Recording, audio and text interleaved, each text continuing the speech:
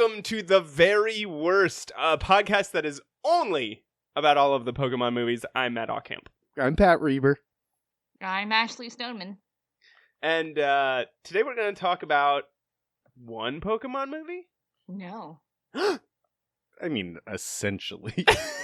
Yeah, I'm kind of confused about this little project that we just did, honestly. So here's the deal.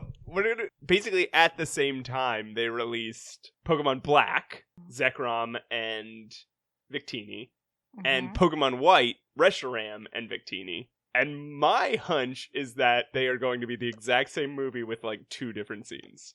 Yeah. So the full title of the movie that Ashley and I watched was Pokemon the Movie White, Victini and Zekrom. Yep. Wait, yours was Zekrom? That's what it said. Yours was Reshiram. No, it said Zekrom. Weird. I watched the white one. So Pat and Ashley watched White. I watched Black. Right. Who featured more in your movie? Ash. No. Yeah. Reshiram or Zekrom? Oh, which one's Reshiram. which? Wait, which one's which? The white one. Which one's the white one? The white guy who make fire is Reshiram. That's so Reshiram is the black guy who make electricity is Zekrom. So Reshiram, that was the one who yeah. featured more. Reshiram was there for the whole movie, and Zekrom comes in towards the end. In mine, Zekrom was there the whole movie, and Reshiram appears towards the end. But mine was called Reshiram, and yours was called Zekrom? What? Yeah, was yours called Reshiram? I thought mine was called Zekrom. It might have. I thought it was. It Yeah, had no, Zekrom you're right. in it. I just Yeah, pulled it they're up. both. I didn't even read the title because I assumed it said Black, Victini, and Zekrom, because Zekrom was like, before I saw the title screen, I had already seen Zekrom in my movie. But it was called Black, Victini, and Reshiram. Well, yeah, because Reshiram is the one that you have to find. That's the objective at some point in the movie when they decide that that's what should drive the plot. Here's what's insane to me about this. My understanding is that we watch the same movie, except they trade the white and the black dragon Pokemon. Yeah. In each version, but everything else is essentially the same. That's my understanding too. So which one? How can you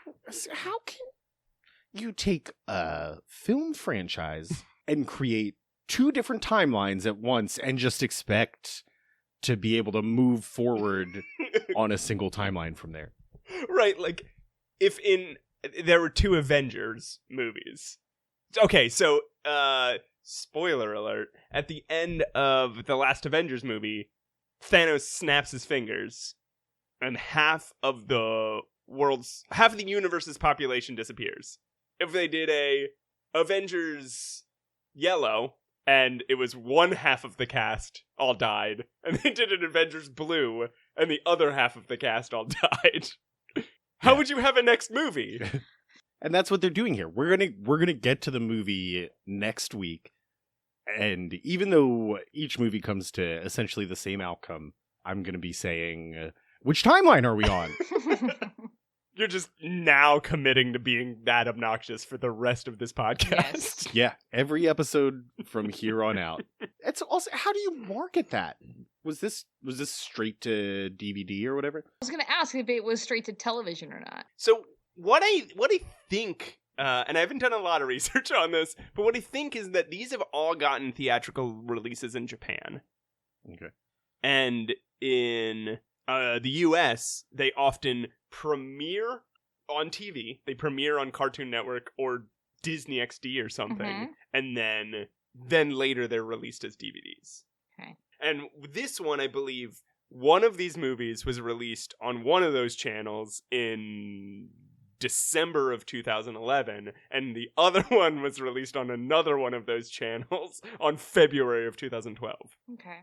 So they didn't even premiere at the same time? They, 3 months later, were just like, here's the same movie, we made some slight changes, please buy both of them on DVD. If my memory of halfway reading a Wikipedia page 3 days ago is correct. I mean, it works for the games, right? They sell you the same game twice. Yeah, I guess so. Like, I'm really disappointed because I thought it was gonna be some wild difference with like an alternate ending. Like when you were okay, so you texted us like what was going on to you during the ending, and I was like, oh, I wonder if that happens in a different way in our movie. Yeah, Matt in our group message spoiled the ending for Ashley and I was so upset when I said this movie rules, and they were like, no, I bet it doesn't. I bet you're wrong. And I was like, hey, I don't know. Right now, I'm watching Ash Ketchum die in outer space in a giant floating sword, and it's pretty fucking cool. And that's what happens. That's what happens in yours. What happened. Sorry to spoil it for you folks at home. Yeah, again, in case you're watching along with the podcast. But Ash dies, freezes to death in outer space. Freezes or isn't getting enough oxygen to be able to work his muscles. He's like, I'm trying, my body won't let me. It's wild. So he's either being completely starved of oxygen or he's freezing to death. I assume freezing to death. Well, yeah, because he a tear drops and it freezes and it hits the ground. It shatters. And it shatters. Yeah. So it's like it's trying to tell us, like, yeah, he's freezing. That it's too cold. Guys, this movie ruled. Wow, so we've covered the movie. Do you guys just want to chat now? Yeah, kinda. How you guys been? How's your week? I've been sick. That's right. Oh. Hey, Pat. Yeah? You got something more interesting to say? Nah, my week has been a series of scheduling meetings and having them canceled. That was wow. Well. That was the only real action that took place in my life this week. How about you, Ashley? I watched a pretty cool bowling tournament that was kind of historic. This is fucking fascinating. I'm glad we're not talking about Pokemon. Which this is like a choose your own adventure. Which exciting route do we want to careen our mining cart down first? The meeting scheduling? The week of illness? Or the bowling tournament? Wait, hold on, give a pause. Ooh, give boy. a pause. Give a pause. Audience, we'll give you a second to decide. Yeah, tweet at us. Okay, I heard bowling. I no definitely tweets. heard bowling. Oh wait, actually, everybody unfollowed us. Let's talk about the fucking Pokemon movie. No, I'll tell you what. Okay, Matt is shaking. We're not talking about Pokemon. Just tweet at us which story you think is more interesting. Matt's being sick, my scheduling troubles, or Ashley watching a bowling tournament on television. And next week, whoever the winner is, will tell the story. I mean, if you guys want some train facts, you could probably throw in some train facts. Oh, now we have to have a train fact. Stop doing that. The sound effect already played. Give us a train fact. Okay, well, fuck. They're finally have begun the phasing out of the Metro card here in New York. With a system called the OMNY or Omni.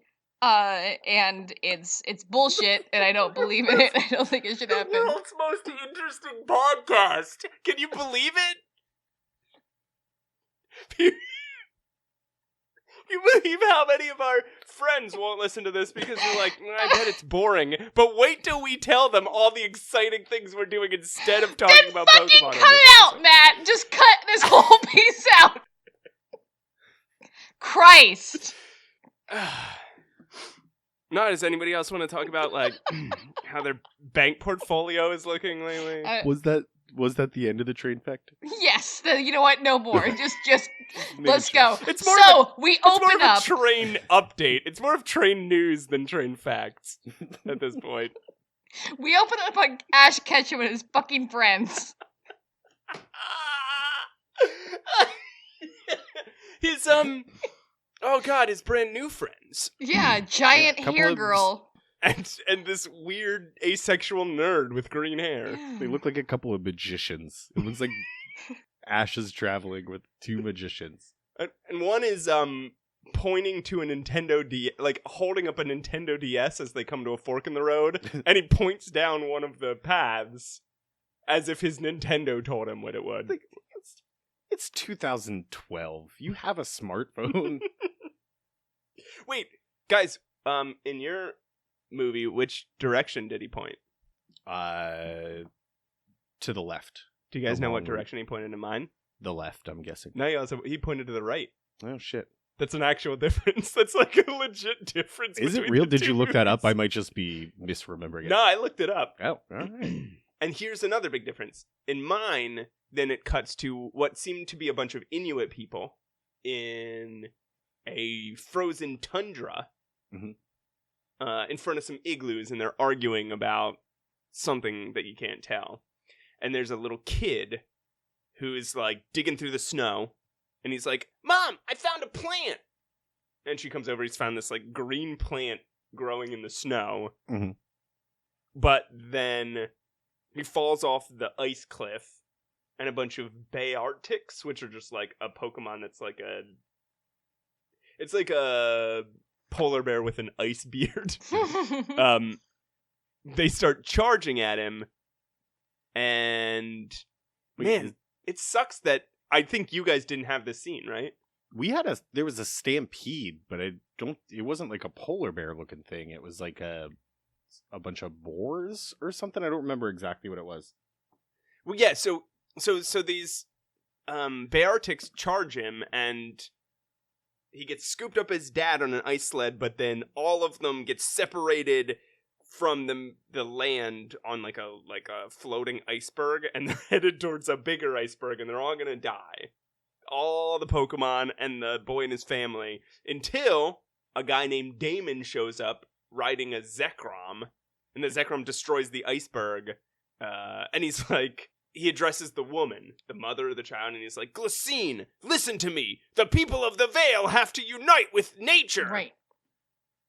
Which is weird, because that's clearly what the guys were arguing about at the beginning in front of the igloos. And I wonder if they're like, "No, you can't do this." And he's like, "No, I'm gonna tell her we have to reunite with nature." I can't imagine there was a conversation that happened before where he was like, "We have to reunite with nature." And she was like, "No, we won't. I refuse to let us reunite with nature." Like, I can't imagine that's gone any other way. And then Zekrom says, "Behind hope, you will find your ideals." And then disappears into the sky. What did you guys see?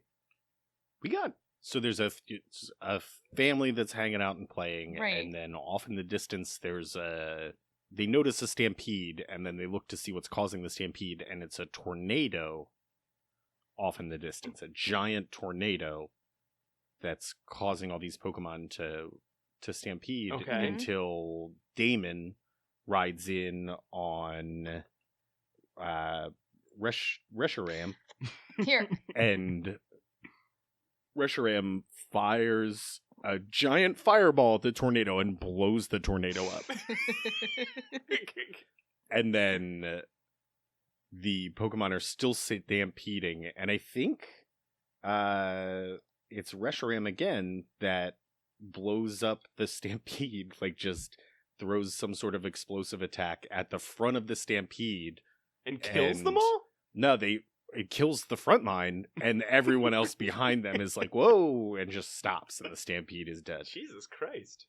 None of mine die. No one dies in mine. Well, they didn't die. They got knocked out. Really? Like what We have happens like to a Pokemon 18 when it gets deaths hit in our over. movie. Like, it's pretty gruesome. We had like people were being butchered left and right. You There's, didn't like, have blood splashing. really? Like no one lost even one arm in your movie?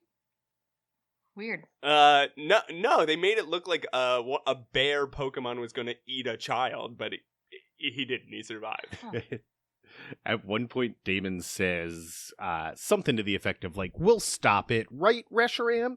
And Reshiram goes, "Yes, for that is where the truth lies." I fucking knew Which is Yeah. just another way of saying yes. This Yep. is the thing. Throughout this entire movie, Reshiram is all about truth, and Zekrom is all about ideals, and they make sure to mention it every time they speak. So as soon as I saw Zekrom smash up the iceberg with his punch, and he said, "You will find your ideals," and I was like, I would bet anything that when Ash and Pat are watching this, what they are seeing is Reshiram say, "You will find the truth," after smashing something. Yeah, we else. heard that a lot.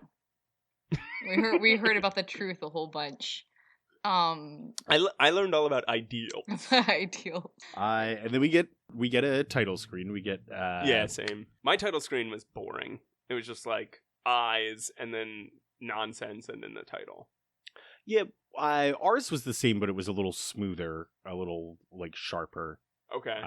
Than past Pokemon movies have been. You know, it wasn't a full 2 minutes of zooming in on a cell and then on the microns of it and everything. It was just like some cool abstract design. You got to see the reflection of eyes, and then the title screen popped up. It was fine. So I feel like you can't keep naming each movie Pokemon the movie and then a secondary title. This is Pokemon a movie, maybe. Because now there's like 30 movies that are Pokemon, just called Pokemon the movie. Another one. But we also don't have a narrator who tries to count them again. Yeah, I had a narrator. Okay. But he didn't try to count anybody. Yeah, same. He just said he implied that there are many, but he didn't try to equate it to something, to like a physical thing. He wasn't like, there are more Pokemon than there are molecules in my urine stream. Exactly. What? Have you tried to count the atoms in your carpet? Probably more Pokemon than that. Did you ever count how many women have rejected me? It'd be like trying to count all the Pokemon. After that, tell me if you guys got this. It cuts to Ash. Yeah. Yep. Who has reversed in age significantly. Seems it. Yeah, he's a little boy again. He's got a high-pitched little boy's voice. He's smaller. He's got a cooler jacket. I don't know what's going on here, because this is still fully canon to all of the other movies to this point. I'm telling you, he's always 10. Did he just have a sore throat for a little while? I guess so. He's got new clothes. He's got a new hat. He's wearing a jacket. He's got a new boyfriend and girlfriend. Mm-hmm. Not boyfriend and girlfriend, but male friend and female friend. Yeah, Simon and Iris. Silent. I'm pretty sure it's Simon, Matt. And Iris, I guess we'll get into them more as the movie goes along, but what's your initial impression of Iris and Simon? You go first, Pat. Here's my thing about Simon. There's no whites in his eyes. Yeah. He looks like a painted doll that's come to life and is following around, which this might be. I don't know how they got introduced to this world, so maybe that's his story. Maybe he's maybe he's literally a painted doll. Yeah, or a robot. Mm-hmm. And then Iris looks cool. If we're talking impressions after seeing her in action, she didn't do much. She didn't really have much of an effect, but that's kind of recurring with characters that aren't Ash in these movies. Right. She's got big hair. Giant hair. Like clearly I'm trying to make a statement hair. I want you to remember me as the person with the hair. Yes. Hair. Exactly. Ashley, how do you feel about these two little scamps? Here's the thing. Their personalities aren't very strong or memorable. Like like I said, or like Pat said rather, this girl's personality seems to be her hair. Yeah. And that's her signature trait. The other guy, he's kind of bland. I'm kind of into his look though. I like it. Really? I am. He wears a bow tie. He wears a bow tie. Thought you both would be so much more angry at Silent than I am. Or really? as angry at Silent as I am. He seems to be like a nerd, but he's like a cooler nerd. I fucking hate this piece of shit. Why? You know what it is? Why so much hate? It's because he dresses just like Matt. You know what? He does actually. He dresses Matt, like me. I think you made a good point. He dresses like me if I were a porcelain doll. If I were a porcelain doll on somebody's shelf. And he doesn't have irises. He acts like a fucking piece of shit know-it-all. He calls himself a Pokemon We'll get to it. He calls himself a Pokemon connoisseur. What the fuck is that? Do you eat Pokemon, you creep? He says shit like, "Oh, that is simply delicious." Well, everything he says is a pun about food or tasting. Oh, is that what it is? And it took me half the movie to figure this out. And he's definitely killed and eaten a human being before. Wait. Pause. What? You can tell within 5 minutes of this man being on screen that he has killed and eaten a human being. This is a serial killer. Silent is a serial killer. We just made a real jump. We went from 0 to 100 real fast right now, Matt. I fucking hate this guy. I know you do. This is my least favorite guy. I like this guy less than I liked Tracy. Are you sure? Are you sure?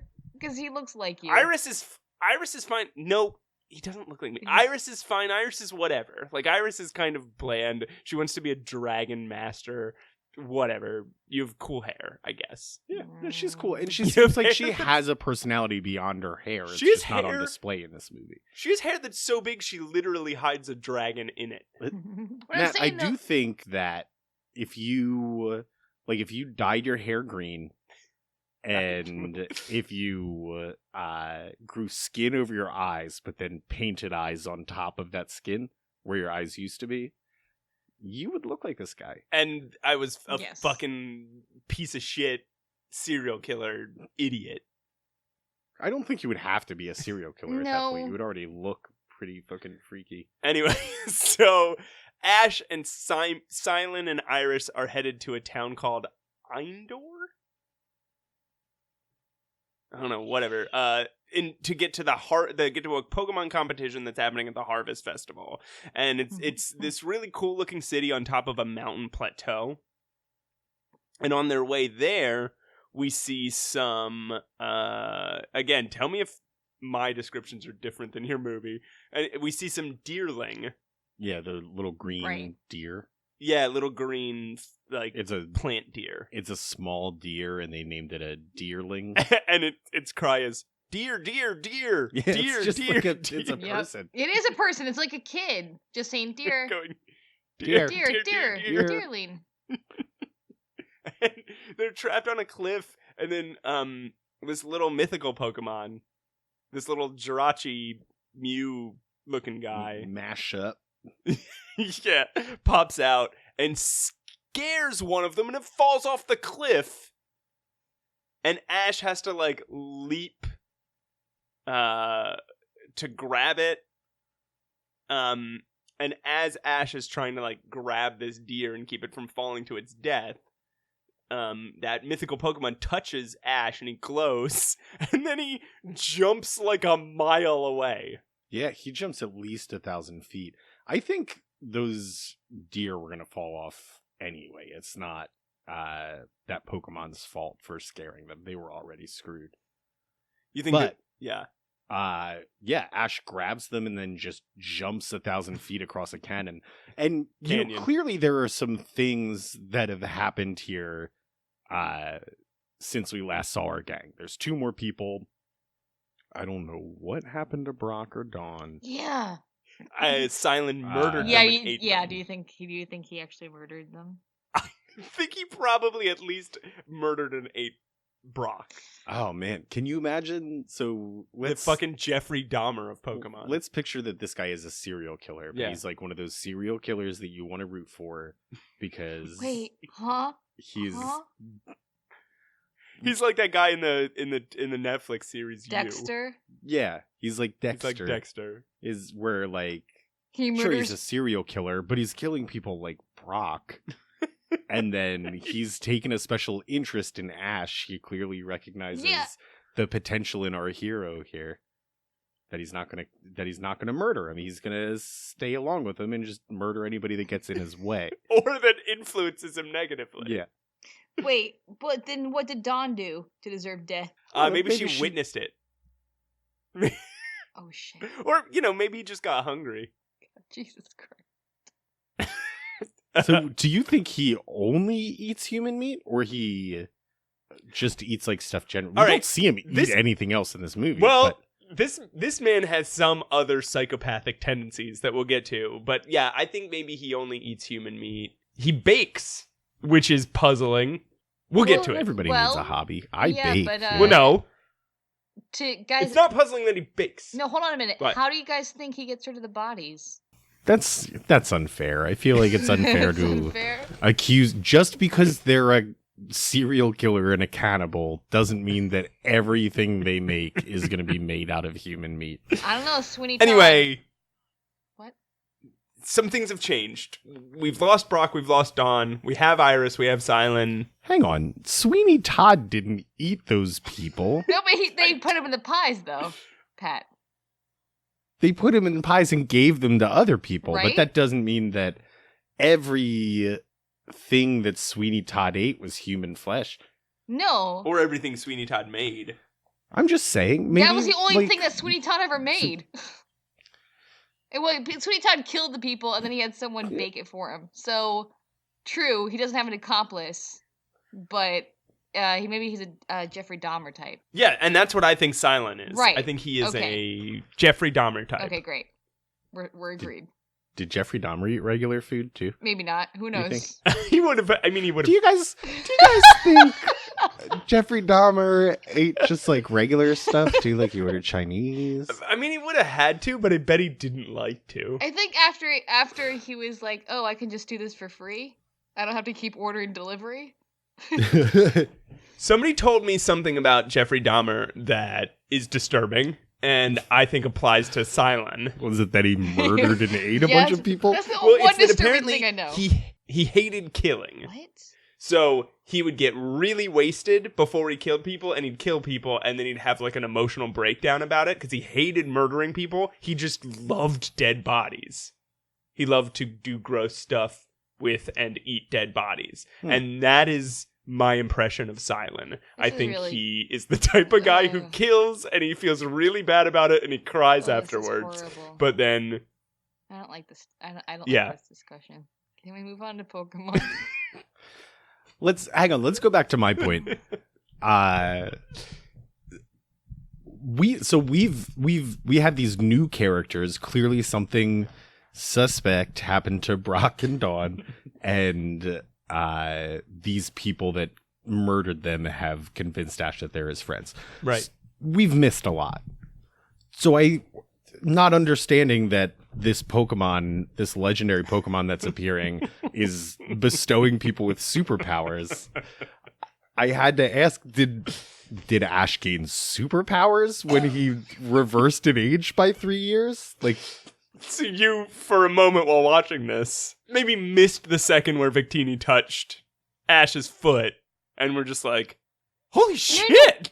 But like, so did I. Because I was like, what the fuck? What the fuck? Like, why... Yeah.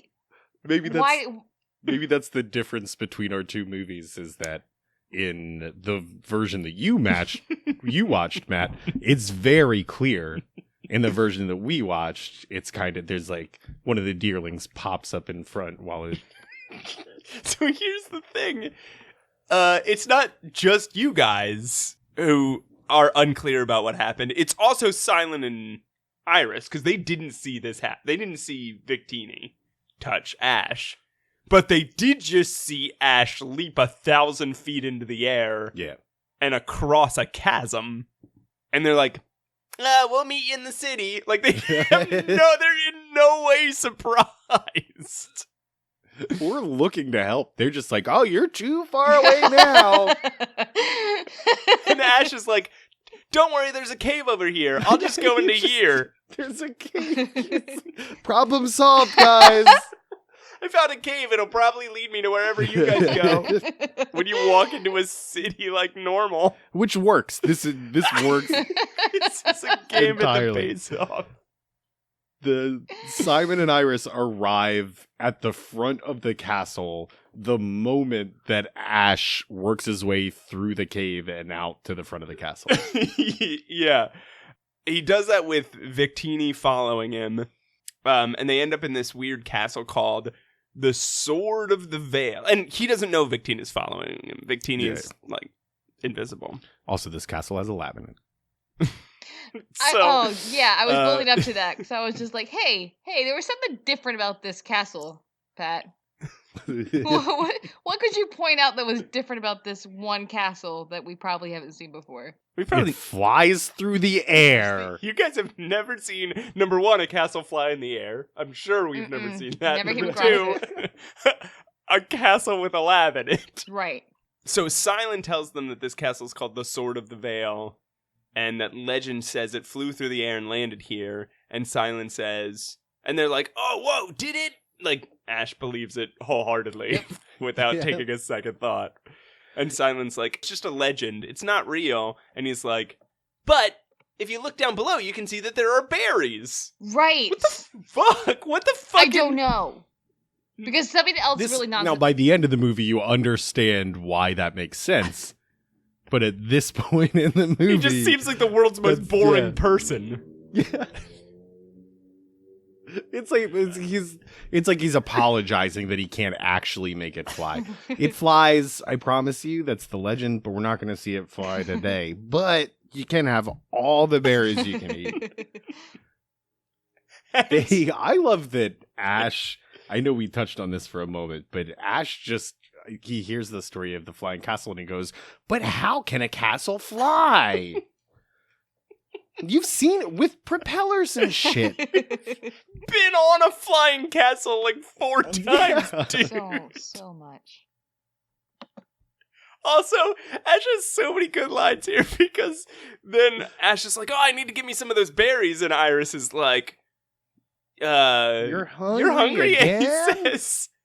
And then, in case you haven't noticed, I'm always hungry, and that's that. Ash gets angry. Like, immediately gets such a dick about it. angry. In case you haven't noticed. In case you haven't noticed, I'm always hungry. And that's that. Is Ash bipolar? So... Do you guys think he switches moods at the drop of a hat? And I'm just wondering. So fast. So fast. And sometimes he gets violent about it. Yeah. When someone asks the question. So, well, now here's why I hate Simon. The man is clearly a gifted chef. I think that macaroons are I just think that macaroons are a difficult thing to make. Macarons, but I think that in French, you pronounce it macaron. Macaron? Macaron? In English... You're about to make a real fool of yourself. No. Don't Google it. There's no need to Google it. Pat, it just so happens that macaroons are a different cookie than macarons. Yeah, macaroons are a different thing. They're an entirely different cookie, and I'm so sorry you've made such a fool of yourself in front of Ashley and all the Pokemon fans. That's not... Listen to me. However, Pat isn't completely wrong. Okay. Because a macaron is what a French macaroon is. It's the French version of a macaroon. Ashley, I'm so sorry. Yeah? That you're making such a fool of yourself in front of Pat and all of these podcast audience members. Macaron. When you find out the truth that those two are the exact same thing, you are going to be so embarrassed for acting like such a dick about this. A macaroon is a coconut cookie, while a macaron is a macaron, but... sandwich cookie with... they're kind of entirely different and originated from different countries. I'm so sorry, both of you. Hey, I'm so sorry. Hey, oh, Matt, man. Hey, Matt, how much French you speak, dude? I'm so sorry. This is so embarrassing for the two of you. But unfortunately, these are entirely separate cookies that just happen to have similar sounding names. I'm getting so angry right now. I'm sorry, because a lot of my material moving forward depends on me getting angry that they keep calling them macarons. Yeah, it's very weird. Okay. So let's just, since we can't get a definitive answer here, there's no way to know for sure. I'm not going to look at your computer screen. Let's just move forward, assuming the type of cookie that this is called a macaroon. Macaron. And this idiot Simon Every time you say macaroon, I'm going to say macaron. keeps calling it macaron.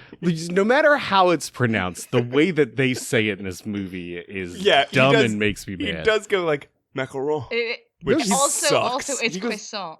In case you guys are wondering, it's baguette. Baguette. It's a baguette. Champagne.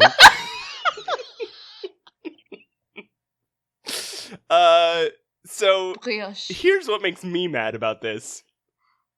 Silent's been carrying around this tin of what he says are homemade macarons. So It's like an ornate purse. at this point, I imagine they've all been traveling together for what, a season of television? Maybe.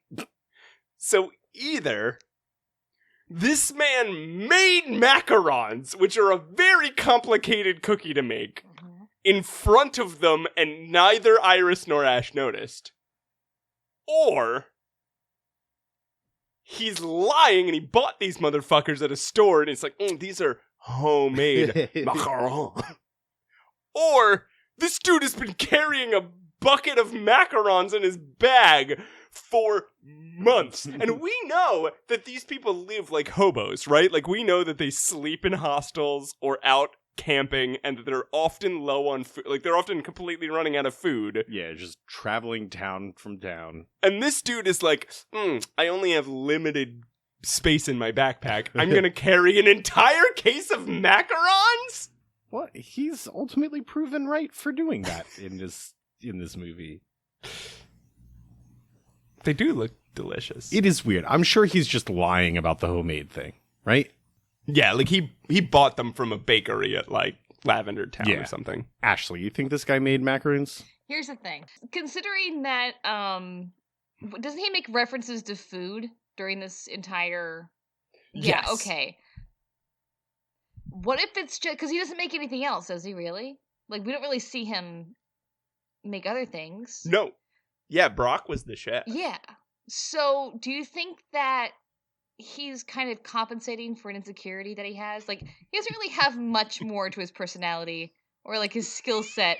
So it's like he has to come up with some sort of character, trait that's interesting. Jeez. The verdict is in for these new followers. I think Ash's new disciples. I think he stole them from a fancy bakery and packed them. Like, replace the first aid kit and like the antipoison. In a future movie, they're gonna be like dying of some curable problem, and they're gonna be like, "Quick, Silent, get the tourniquet!" And he's gonna be like, "Fuck, I only have macarons. I only have macarons. Fuck. Macaron on it. I could tie 7 macarons to your arm. I have phyllo dough. Phyllo dough? Will that work? Quick, the macarons will absorb the blood." Ash does have a really good observation about the macarons when he yells, "These macarons rule!" And then he only gets one, though. He's hungry. He said he's hungry.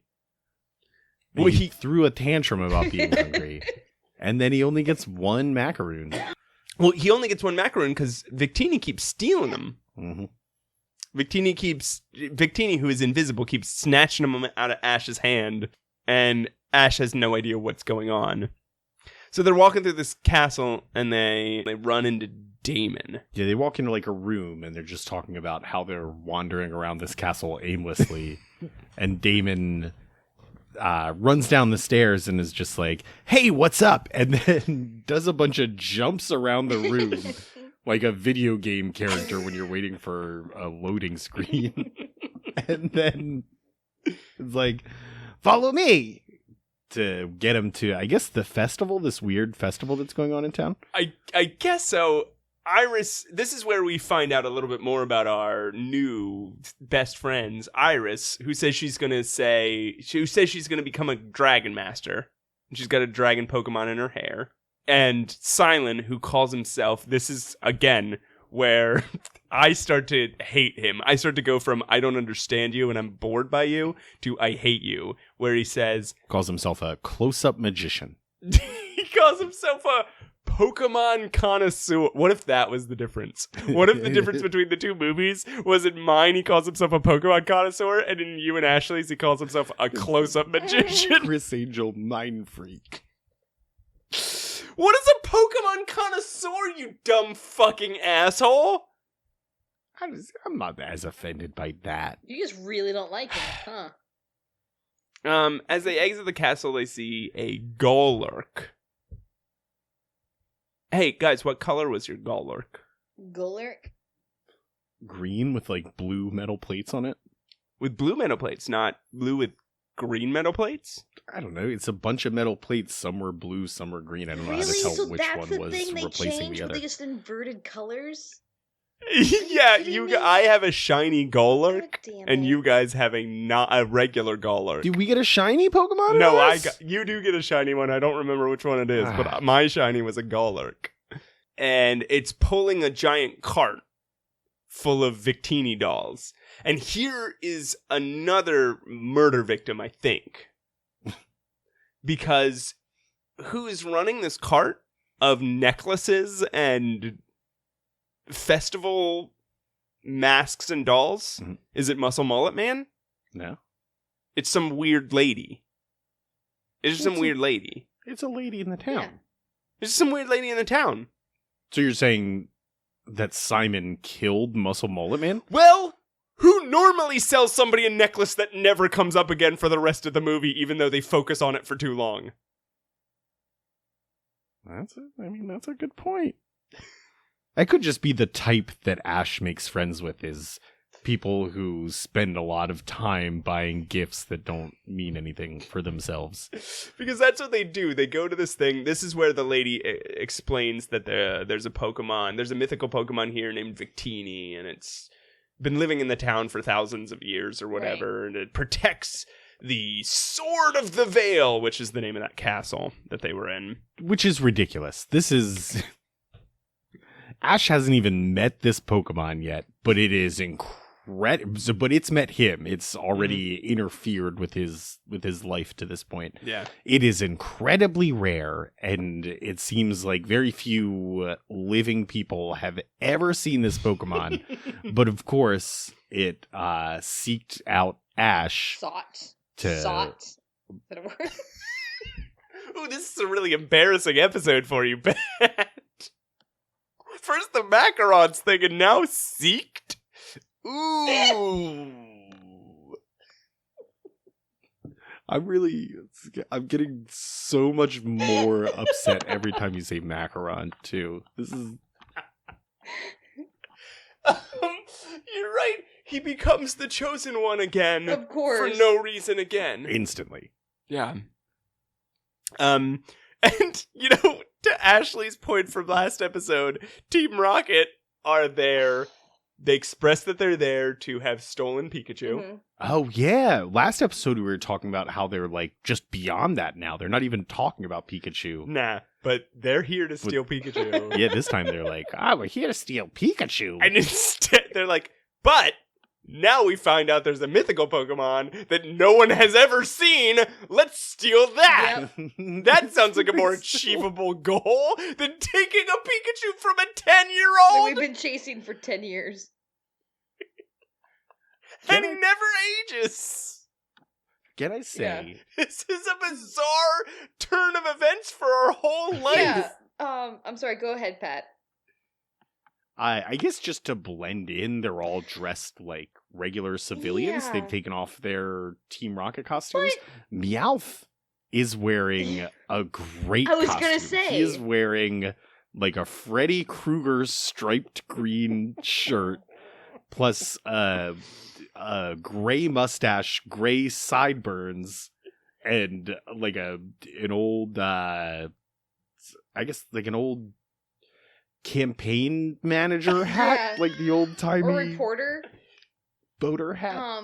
And Jesse, you say they're dressed like common folk. No, Jesse looks like, she's wearing her Easter Sunday best, with a huge bonnet. And James is dressed like Jason Mraz. Here's the crazy shit about Meowth is he thought in his head, okay, I'm a Meowth. I'm a standard-looking Meowth. There are millions of Meowth on this planet that all look exactly like me. But I have to be less recognizable by being the only Meowth to wear a fake mustache and a hat and a shirt. He's still got whiskers and a tail popping out the back. Like, you can tell it's a Meowth.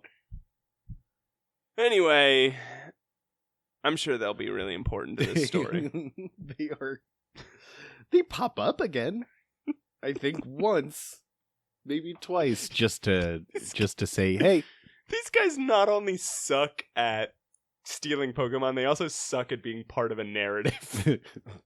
So the mayor is giving a big speech about the Harvest Festival and how good the harvest was. And he's the mayor. Yeah. I thought he was just a carnival barker at first. He looks like one. He doesn't look like a mayor. He looks like the ringmaster at a circus. Nah, I never wrote down his name. I just refer to him as the mayor. Mhm. Yeah. And some cling-clangs behind him start a giant music box. Clings. Can we repeat that name for a Pokemon? That is Cling Clang. Ashley, if you're not angry enough at that, Mhm. the basic of that Pokemon is called a Clink, and it's just a gear with eyes. The first stage evolution of that Pokemon is called a Clang, and it's 2 gears with eyes. And the second stage evolution, the one you saw, is called a Kling Clang, and it's 3 gears with eyes. And it's one of my favorite Pokemon. Of course it is. It's Of pretty course bad. it is. I don't understand your fucking fascination with... Klefki loving ass. I love the inanimate object Pokemon so Why? much. They're so much cooler than just like a animal with an extra No, they're stripe not. on it. They're not. Yeah. It's not cooler than a fucking monkey with flames Flame shooting out of monkey. his head. What about a mammal boar? I love Golurk too. What? Yeah, I do like what's a the Golurk? Pokemon that are actually robots. Oh, the robot ones. Well, I mean, we have 2 dragons that are half dragon, half spaceship, or half rocket. Yeah. So that's Zip- pretty cool. With rocket butts. Yeah. Yeah, I think they're kind of lame, but I like the Kling Clangs I that are hate just it. gears spinning. I hate it. I hate it. I do like, essentially, this street festival. I keep saying essentially tonight. I don't know why that's... so Why that's heavy in my essentially vocabulary, just like your essential Yeah. nature tonight. but essentially, Macron. Sot. yes. This street festival is, I guess, essentially just an excuse for people to battle their Pokemon in the street. Like, it seems like the main point of this festival is you can just walk into any part of town and challenge Yeah. somebody across Well, from it's you ki- to a Maybe battle. this isn't Mhm. very analogous, but it's kind of like running into the bulls for Pokemon.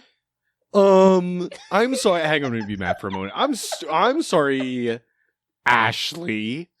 It's Ashley. Did you say a Gonolus? No, it's an analogous. A Nautilus. Nautilus? He's, I'm not saying I think Nautilus. He's doing it himself now.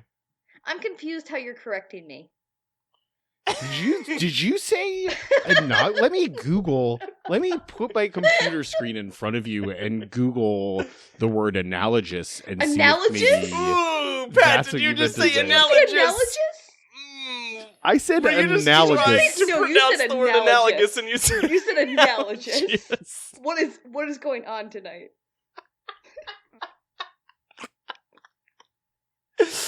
I think this is why we should start early.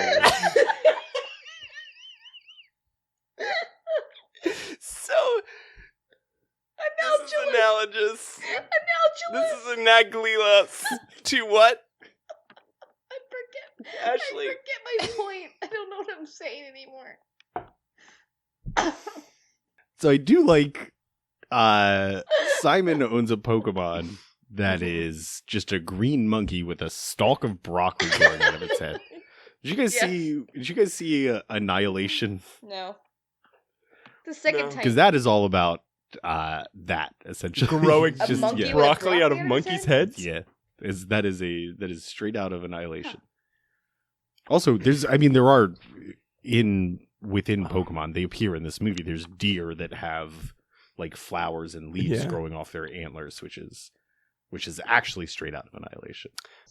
So there's this Pokemon competition, and he's just running through the town fighting different people, and Ash keeps winning. Iris and Silent lose. The other fun thing that happens here is that we meet Scraggy, who is Ash's lizard wearing galoshes, and it can't keep its galoshes up. Like that's.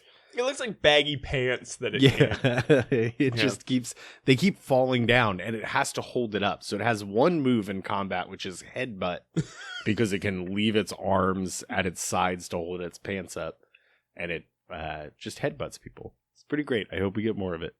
Ash keeps kind of like... Well, okay, there's two fun things that happen here. Number one, Silent and Iris finally mention like, ooh, Ash just made a bad move. When Ash uses... non-effective moves against his opponent Pokemon. They're like, why did he do that? What is that? What's that thing called? Pigtail? Embor. Embor? Yeah. Oh, like boar and ember. Yeah. Because it's a fire pig. But Ash keeps winning because Victini keeps showing up and like powering up his Pokemon like it did when it made him jump 1,000 feet. Yeah, the Embor uses a fire attack on, I don't know, some big old griffin, and it does nothing, and then the griffin just knocks this little pig like across the courtyard into the bushes. Oh, you're talking about Tepig. Tepig, that's it, because it's a pig that's tepid. Yes, but they're both, Embor and Tepig are both in this competition, but okay. Ash's is Tepig. Tepig. Yeah. And knocks into the bushes, and then Victini powers it up, and then he's just like, all right, do that same attack that wasn't very effective. I'm sure it'll work this time. And his friends are like, why is he doing it again?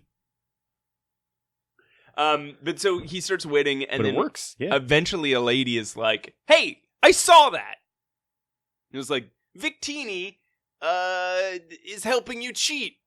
And Ash is like, what? And she's like, it's usually invisible. And then immediately he's like, I bet that's what ate my macaron. Yeah, it's like, that's where my damn cookie went. So they lure it out with macarons by like cruelly pretending to like try to eat it. And yeah, they see Victini. But okay, so every time Victini shows up, this happens a couple times where they have to lure Victini out. And every time it appears, Ash like grabs it and does something extremely physical to it, and it runs away, and they have to lure it back out. Like in the first one, he spins it around. Later, he pulls it by its hand and slams it into, and this will be an important plot point, so we'll get to it, slams it into an invisible barrier. Oh, yeah. Because he's running, just like yanking it by its hand behind him. And at another point, he like literally shakes it. Why is he doing this? He just loves it a little too hard. Also, in this scene, Silent calls it an exotic and rare ingredient because he's a fucking psychopath. Yeah. He sees living things as utility purposes. But yeah, so Ash grabs this Victini, it slams into this wall and this like invisible wall, and it freaks out and shoots a fireball at Ash, which again gets stopped by this invisible wall. And then a lady, who it turns out to be like the mom of this girl who told him about Victini in the first place, is like, oh yeah, sorry, we have a magical barrier that traps Victini in the city. Yeah. Just like super casually. Oh yeah, I should have mentioned the magic. Wait, isn't that the way everybody is always though about like legendary Pokemon? Like, yeah, well that's that's the magical thing that comes around every once in a while. Anyway, there's a festival happening tonight, and I was just wondering if you wanted to come. We're going to see a movie later. Oh no, that's legendary Pokemon that causes a lot of mischief. Anyway, so Damon shows up, and he turns out he is the brother of the girl who told Ash about Victini, and he is the son of the lady who is selling the Victini toys and the useless amulet, the useless necklace. And he knows Victini is here. Yeah, and he's like, they say, Damon, Victini is here, and he goes, I know. And he takes them to this because Victini ran away again, right? Yeah. And Ash feels super bad about it to the point where he runs around town trying to lure Victini out so he can apologize with a macaron in his like waving a macaron around. Macaron. He ends up. Some Pokemon lead them to this like garden, and Silence says, "Ah, the scent of growing grass. This area is as sweet as ripe fruit." What a fucking creep! You guys didn't clock this guy's the biggest creep on Earth? I did. No, So I think you're the only one who hates him as much as you do. Like, your visceral reaction is a little startling, honestly. I know I mentioned it earlier, but this is the point where in my notes I wrote down, Simon, you creep, where are the whites of your eyes? So Ash lures the Victini out again, and then as soon as it appears, splashes it with water. Yeah, they start bonding over hanging out in a swimming hole. But Victini's cool with it for some reason. After being angry every other time Ash has physically assaulted it, it's suddenly okay with it. But then the mayor shows up and is like, "Let me tell you about the legend of our town," and takes them to, like, he's like, "Ooh, look at this." They takes him to the library in the castle, and he pulls out this ancient book. And he's like, "Ooh, we haven't opened this one in a long time." And it's a fucking pop-out book. It's like a children's pop-up book. It's great. It tells a good story. Okay, the story is the people of the Vale lived with a mighty king, and he had a pet Victini, and he used the dragon force, which flows through all things. Yeah, wait. What? Hang on a second. So in a past movie, in a recent movie, we found out that the 4 truly important elements are earth, water, fire, and dragon. Well, is earth, water, fire, water, electricity, and then they kept saying, and also dragon. And also dragon. It turns out this is what they were talking about. Dragon is dragon force, which, okay. Okay. It flows through all things, guys. According to this energy. movie, when you harness it, it makes all Pokemon live in harmony with people. It is the power that flows invisibly throughout our planet. Which, if we can go back for a second to Pokemon the movie 2000, there is, I forget what they called it, but some sort of invisible underground river that flows in a certain direction, but the direction got reversed, and all the Pokemon in the world were like, "Oh shit, we gotta find a way to fix this," and they just started like wandering aimlessly towards this invisible river. Are these the same thing, but they're just in different regions of the world? So they like discovered it independently and came up with a different name for it. Oh, Pat, that is an incredibly intelligent, sociologically responsible explanation for this. Almost certainly that's not what it is. They're 2 different invisible forces that flow throughout all living things in the world?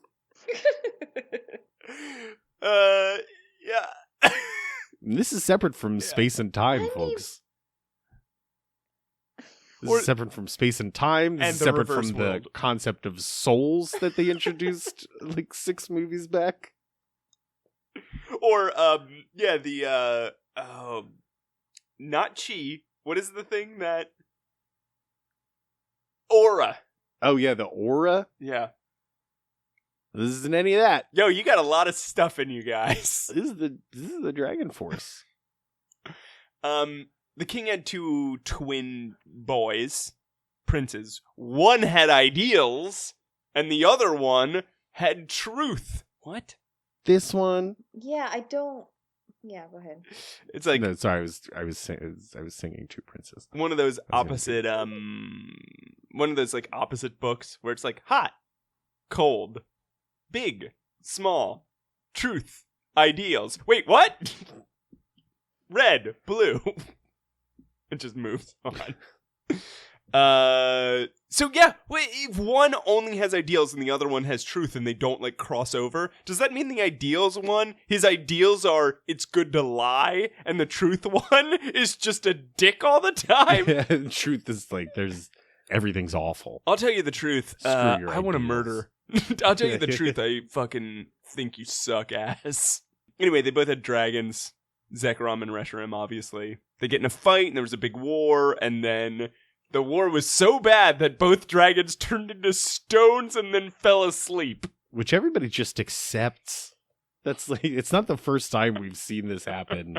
Sometimes when a thing gets very upset to the point where it would normally die of upsetness, instead it just turns into a magical gem that gets buried deep. And like all magical gems, it is capable of sleeping. Yeah. So anyway, the Dragon Force energy went crazy, started destroying everything. The king made Victini create a barrier around the castle, carried the castle through the air across the valley, just like Silent said. And then it planted it in the mountain where it lives now, and then the king died. Victini got sad. The 2 princesses took the stone dragons to a safe and secret location. The end. That was 1,000 years ago. The end of the pop-up book. Yeah. 2 princes. It was a pop-up book called Two 2 Princes. princes. By the Spin Doctors. So Damon's like, listen, I want to bring the kingdom back to life. And one of the kids is like, back to life? Like, super confused. And that's how I was feeling as a viewer, because they definitely walked through a verdant forest to get here. How is it not? Yeah, things are fine. To Do you remember life. like 10 minutes ago when you were like, look at all these berries that we have. Everything is producing fruit. We gotta bring this place back to life, man. It's fucking dead. This place is dead. Well, so it sounds like Damon's mission Maybe is he's talking to... about the music scene. He's got this really vague plan where somehow he's going to return the land to the people of the Vale. Right.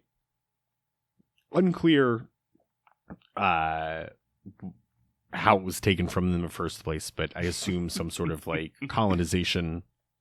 Yeah. And he says they've And then- scattered all over the planet.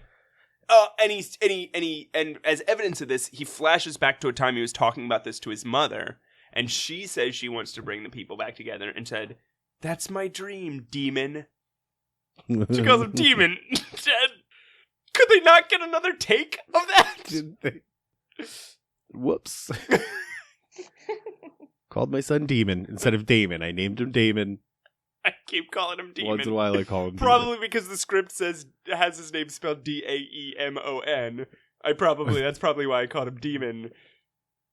Let me take it again. Actually, wait, no, I have to pick my kid up from soccer practice. I have to leave the recording studio. Demon. Oh, sorry. You know what? I think it's Damon. I said Demon. Do you want me to take that again? Nah. Please keep going. We have to finish this movie by 3:30 today. Then there's like a flash of like Damon traveling to all the different people of the Vale, and one of them is a weird plains village with a bunch of buffalont, which I guess is what you guys saw. Because the other one is a tundra, a frozen tundra, which is what I saw. Oh. Yeah, Wolfalont. Buffalont. Oh. Like Buffalont. buffalo. Like buff elephant. And in the flashback he's having, where he's like visiting all these places, there's a voiceover that says, "What would you do for your ideals?" I forget what ours was. Something about the truth. I'm sure. Yeah, he talks about how he finds Zekrom in the caves beneath the castle, and he says, That's crazy. "Why? Because in ours it was Reshiram. Wow, that is crazy. I wouldn't have expected that given what we've discovered so far." This is wild that they made a different choice almost. This must have been at least 10 years ago, and yet everything going on in these two separate timelines is exactly the same still. It remains unaffected. There's this thing that happens when he's searching for the dragon Pokemon, where he says, "The path was filled with obstacles, but somehow I made it through." Oh, cool, man. No, we didn't want to see that. Anyway. It wasn't. You're lying. No, we saw you walk in there with somebody, and then that guy was like, "Hey, how the hell did you get down all the way down there in this cave?" And you were just like, "I don't know. I walked, and now I'm on a different path." Turns out this cave chooses you if it thinks that you're worthy of trying to find one of these stones. I'm sure it won't puts you on the right path. I'm sure it won't choose any other characters in this movie. Yeah, it seems like a very incredibly rare thing. Yeah, that probably only a very rare person would be like the chosen one in any scenario, right? So Damon tells this whole story, the history of how the castle got to where it is, the history of this town, the history of his life and what motivates him.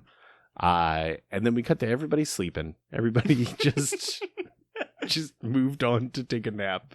Victini is sleeping on Ash's lap. Like, they got real close real fast. Fast Friends, yeah. Yeah.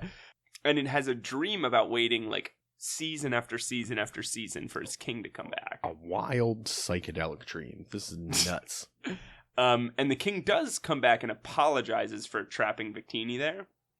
It's really dark. This is a dead king, your former owner, you're almost like your parent, who trapped you in a city for 1,000 years, and comes back in your dream 1,000 years later to say, "I'm sorry, I've done this, and also it's up to you to save everyone." Victini wakes up and he's freaked out, so he wakes up Ash. And makes Ash promise to take it to the ocean before it'll calm down. Yeah, that was... I don't understand. I thought maybe there was something further, like Victini has to get to the ocean so it can fulfill some sort of mission. No. But no, Victini just... Apparently Ash and Victini formed a psychic link here somewhere, too. Because Victini just transfers his thoughts of being next to the ocean to Ash. And Ash is like, okay, fine, I'll take Victini...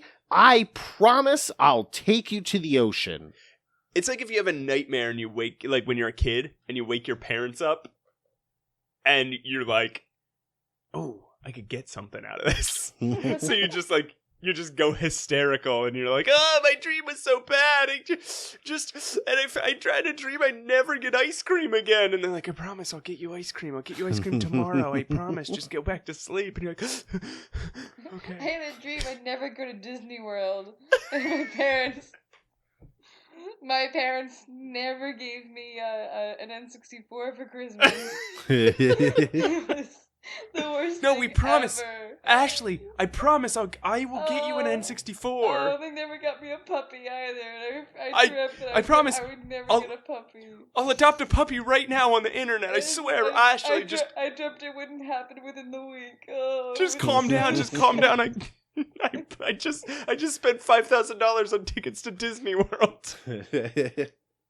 I dreamt that I wouldn't have my birthday there. Oh no! Invite all of my friends from 3rd grade. It was the worst ever. This is what Victini does to Ash, pretty much. Yeah. And Ash falls for it. And Ash ends up sacrificing his life to try to make sure Victini can see the ocean. That is true. When I was a kid, my dad, when I was like 5, promised me that one day we would go to Disney World. And I used to use that as leverage in every argument I had with him until I was like a teenager. He's like, well, you promised you would take me to Disney World and we still haven't. My mom took me to Disney World. I got to Disney World a couple of times. Pat, turn down your music. Take me to Disney World. How about, I promise I'll turn down my music, Dad. I was a shitty kid. 4 o'clock in the morning, Pat. I can remember at 4 o'clock in the morning that you promised me you'd take me to Disney World. You know what? I'll sleep when I get to Disney World. How about that? I'll sleep at the resort.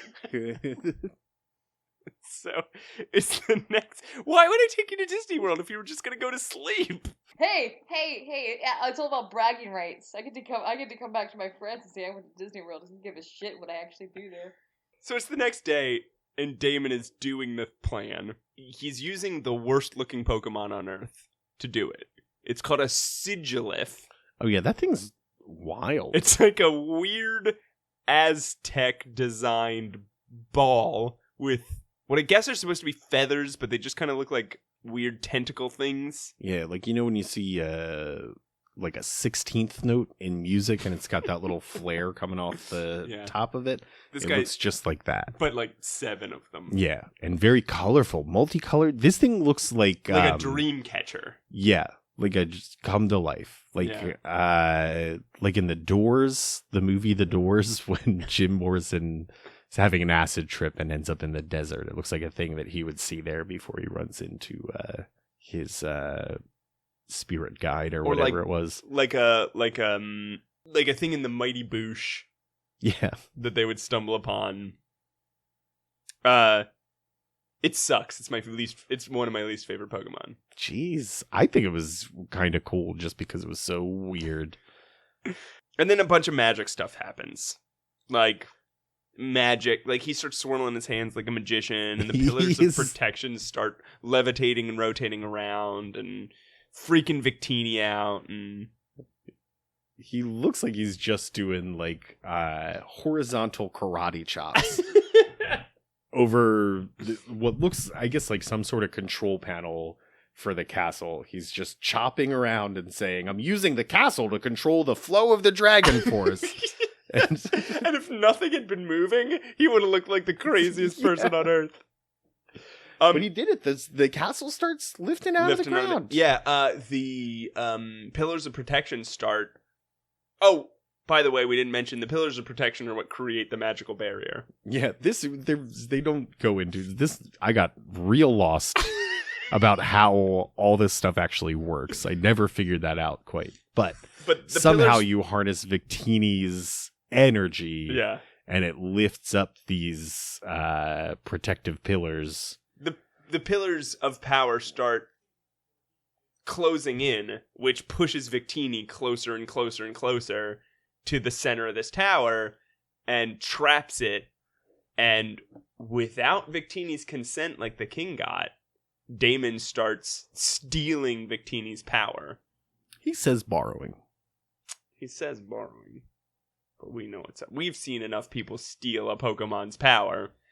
And the whole sword, the whole castle comes up, and it's like a full-on sword. And it's like the castle is just the hilt of this sword. There's a blade underneath it that was stuck in the ground. And then nobody says anything. And then Damon yells, "I'm using the castle to change the flow of the dragon force." There's nobody in the room. Nobody asked him about this. He just shouts it out for no reason. But everything starts glowing. Everything's magic.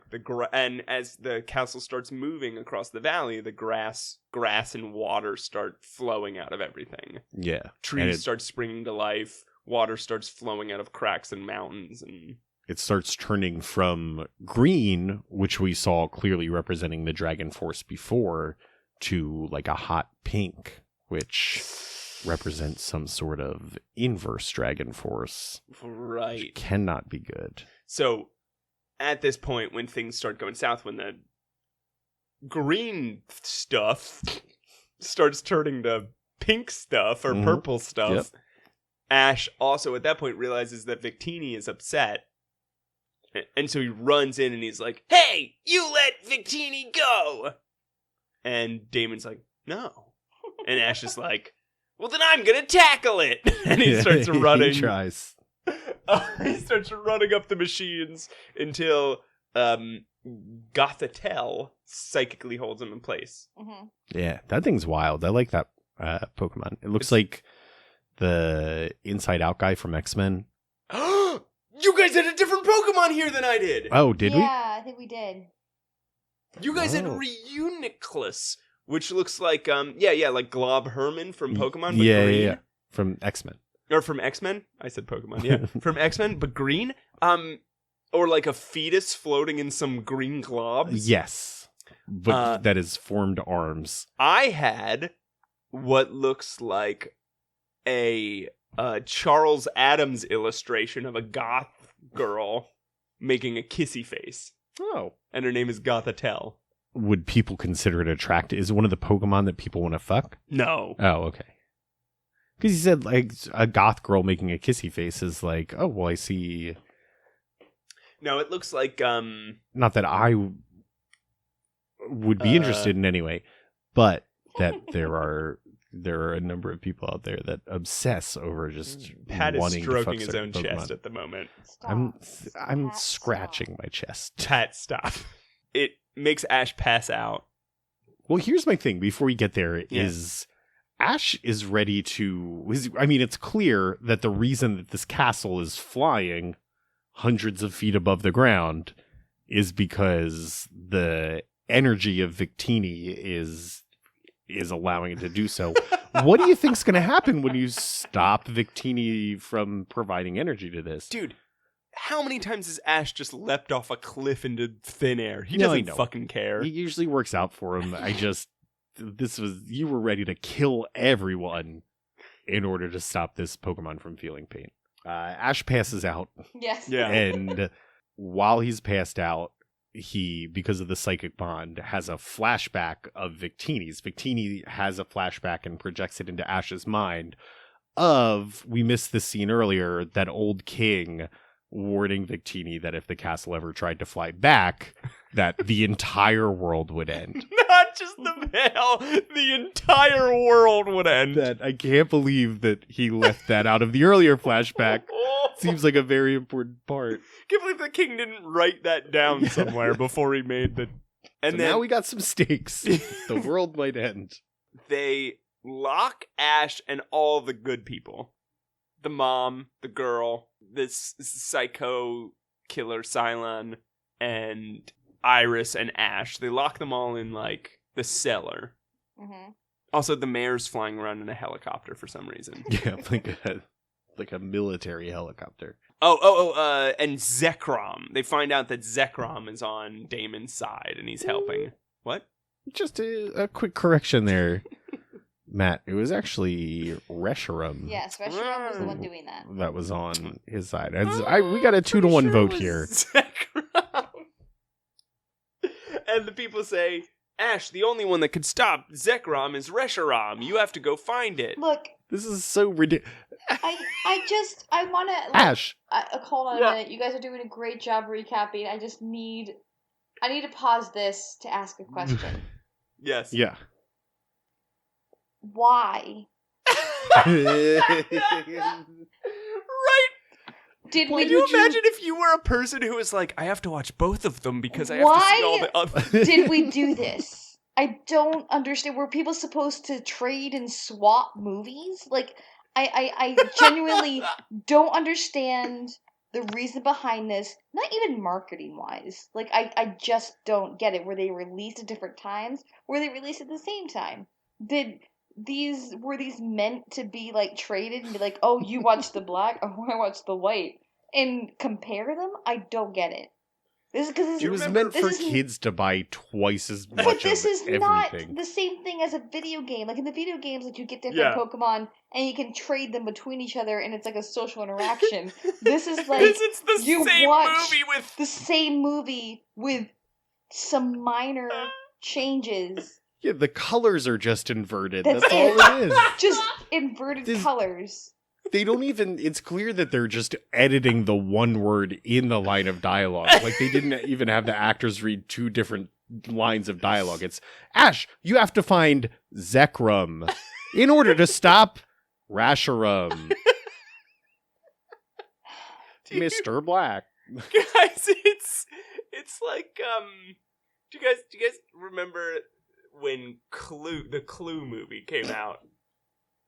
they distributed like 8 different endings to Yeah, various yeah. theaters of the country, so that when everyone was talking to their friends about it, they'd be like, "And isn't it crazy that Professor Plum killed them all?" Wait, And it was like, "No, Mrs. White killed them all." And then somebody else is like, "No, Colonel Mustard. Colonel Mustard killed them all." Maybe that's why they did this, just to make kids angry at each other and confused. Yeah, it's good to take that concept and apply it to children who but here's the famously thing. argue well. Like I said, with the video games, it's different. It was like, oh, you got these, I got these. Let's trade, blah blah. So this interaction is supposed to go. You watch the black, I watch the white. What you had Reshiram, I had what's the one? What's the name? Zekrom. Zekrom. Oh. Okay. Exactly. We thought this might be interesting This is supposed for to be the some two water of us. cooler kind for of conversation you're having us between to 12-year-olds. We thought this would be interesting for us to watch different movies and to compare and contrast, but really, you're right, Ashley. It's just come down to, oh, mine had Reshiram here. Yeah. Oh, cool, mine had Zekrom here. Like when we It's were like just enough to confuse us. right, no, like Not enough to entertain us. it was just enough to different. confuse The us. episode where I watched the Japanese version versus you guys watching the American Yeah. release or the US Yeah, release. That was slightly interesting because like the translations were different and weird, like the songs were different completely. This is literal just color inversion. And I'm confused. I'm so confused as to why this happened. So Ash had to go south to find southward in the castle. South is down. South is down. North is up. Everyone knows this. And Ash had to go down there to find Reshiram, so Reshiram could beat Zekrom. To find Zekrom. To be Reshiram. Sucks. But so here's what gets me is Ash and company start going south in the castle to get to the black marble that they can turn into Zekrom. White marble. Turn into Reshiram. And the same thing happens that happened to Damon in that flashback where Where'd you go? I'm just down on this path 20 feet lower now. Mhm. And it turns out, of course, Ash is the chosen one. He has been chosen to find this extra legendary dragon Pokemon that can save the entire world. After he's already been chosen by a mythical Pokemon earlier in this movie. Yeah. But then, at some point, whatever's determining this is like, actually, no, you're not the chosen one. I'm sorry. And starts like breaking the path. Like just it starts crumbling. Oh yeah, the path starts that crumbling. he's walking on. And Ash is like, no, shit, no. I am the chosen one. And Yeah. I'm always the chosen one. He forces his way back onto the chosen path to get to the legendary dragon, whichever legendary dragon you are. It keeps telling him like, what is your truth? What did it shout in yours? It was like, what is your wish? Or something. Oh, it said this. What is your wish? What is your truth? But did he say, what is this your one was wish? probably, What is your wish? ideals? What is your ideal? That's Yeah, so yeah. fucking dumb. That's so dumb. What is your wish? What is your ideal? Why did they have to do this? This is such a good movie if it wasn't for that. If it wasn't for this dumb trick that they're trying to play. Anyway, he gets there and it's like... Ash's truth is that I he wanna just help. wants to take Victini to the ocean. I want to take Victini to the ocean. I promised I would take Victini to the ocean, and I'm Yeah. gonna do it. He doesn't care about the fact that the world's going to end. Yeah. He's just like, I'm going to take Victini to the ocean. Anyway, he gets there and the dragon is like, you're very courageous. I will help you. Wish granted. He says it in a cryptic way, like a monkey's paw sort of. So outside, Golurk is fighting the dragon. Yeah. Zekrom on mine, Reshiram on yours. Reshiram. Uh, Pick your poison.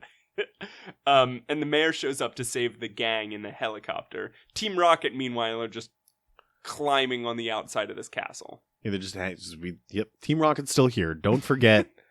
They're here. They have matter been watching somehow. the entire time.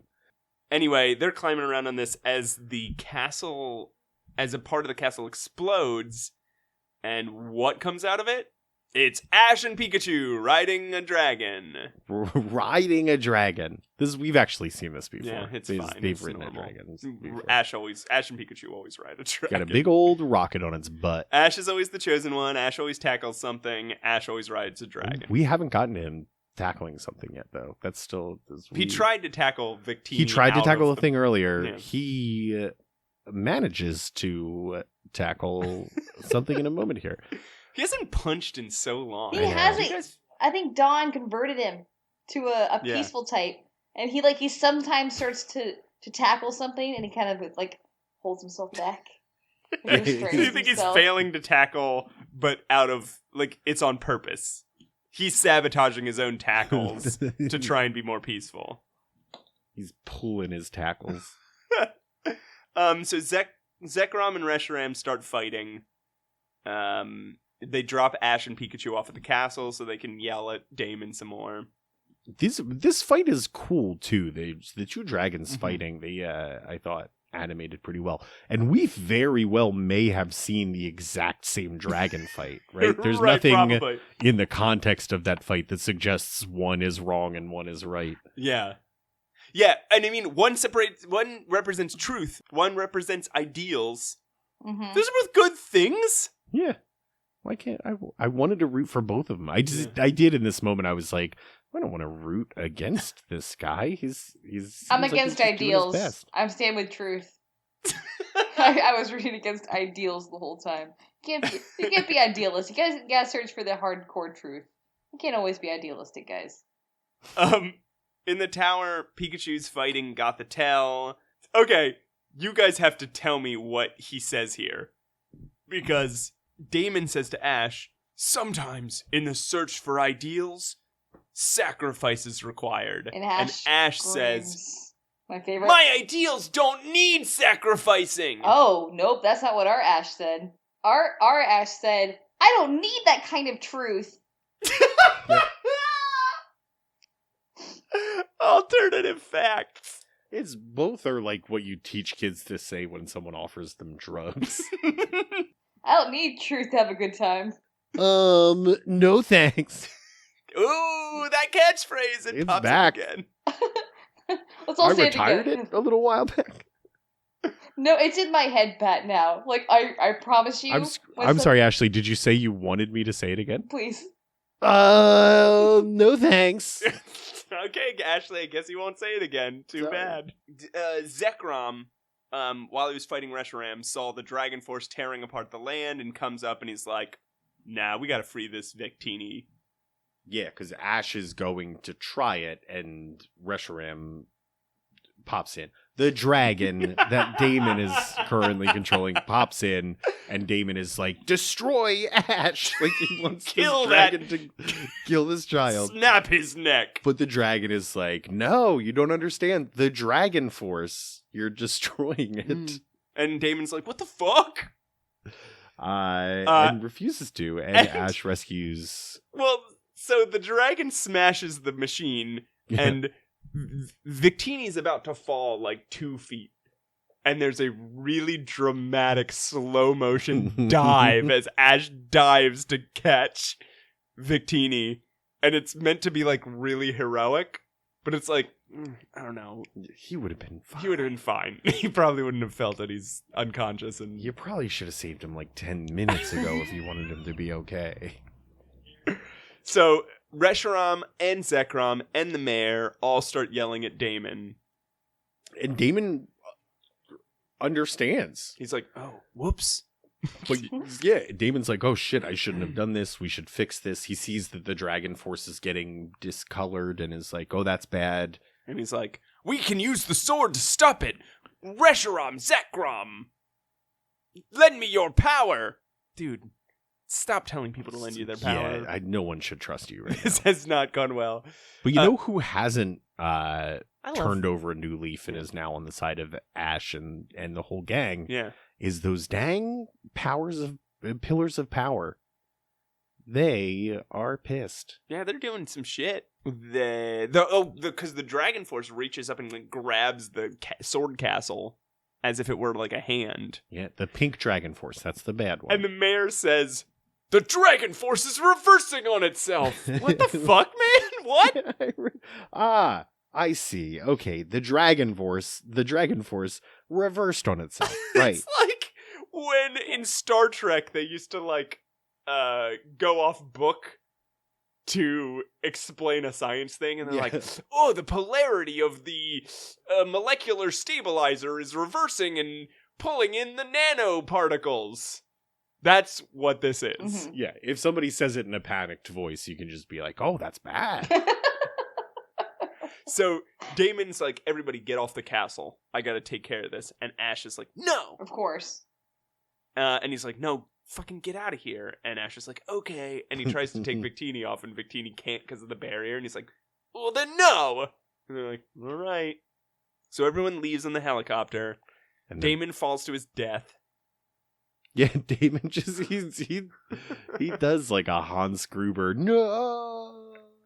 I don't even remember how it happens. Like, the castle the shakes, castle tilts and and he he just falls. he flies off the side. It's great. It was a really funny death. And this castle, which is a giant sword, goes flying upwards into space. Yeah, apparently, if left unattended, this thing just shoots straight up into space. If left without a man doing turntables over a model of itself, it shoots up into space. And Ash and Pikachu and Victini all get like trapped by those barriers. Yeah, the pillars of power close in and form like a solid box around them. And they're literally in space. Ash is like, "I'm so cold and I'm running out of air." And he can't breathe, he can't move, he can't do anything. Fucking passing out. And Golurk appears with Damon and Reshiram and Zekrom. They all appear and then like, "Destroy the pillars and release the energy." So they start smashing shit, but Ash and Victini and Pikachu are still trapped inside. And there's a really funny part here where Damon has no idea who he's talking to because he says, "Ash, don't give up." Yo, dude. That's like Ash's whole thing. And he yells, "Me? Give up? No way!" And then he passes back And he out. passes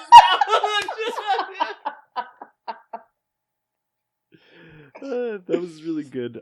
He does try to tackle the barrier. He tries to tackle these giant 5-ton pillars of stone that are surrounding him.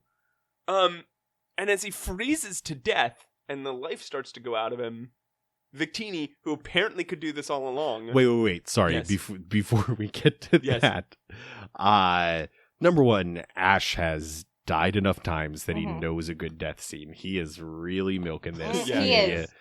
As he's dying, he goes, "Victini, I'm sorry. I promised I would take you to the ocean, but now it looks like we're not gonna make it." Like you just like this so long, good. drawn out speech, and he doesn't have a single final word for Pikachu. Pikachu, who's been by his side for 10 years now. The Pokemon that he refers to as his partner. God, how shitty He would doesn't you... say a single word to as he's dying. Can you imagine like a loved one on their deathbed? And like Turns there to was someone their they new met at their friend. bingo game 2 weeks ago. And you're sitting there next to them saying goodbye. And they turn to like Joe, their bingo partner. And he's like, I promised we'd have good times. I hope you remember me. And I'm leaving all my will. Everything in my will to you. And anyway. This might be. Oh, Pat, super you're here heavy. too. Have you guys ever been there for somebody's like last moments? Yes. Yeah. Me too. I was there for my grandfather's last moments. Like he didn't die when I was there, but he was like they put him under, and he knew it. They were like, "We're gonna put your stuff in, and you're gonna go to sleep, and you won't ever wake up." And so he had to say goodbye to everybody. And it's just imagine if you like called in a nurse that he met earlier that day, like Like, his wife's there, his grandson is there, his sons are there, and he's like, excuse me, like, pushes this aside, and he calls in a nurse, and he's like, hey, I told you I'd buy you an ice cream. And I'm just, doesn't look like I'm gonna be able to. We just be like, Papa, what the fuck? Yeah. Son, come closer. I have something to tell you. Closer. Could you go get the nurse?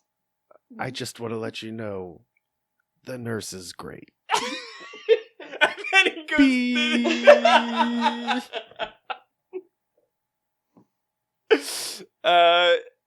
Side note, one of the last things my grandfather ever said to me was, I'm sure you'll find a nice girl one day. Oh, really?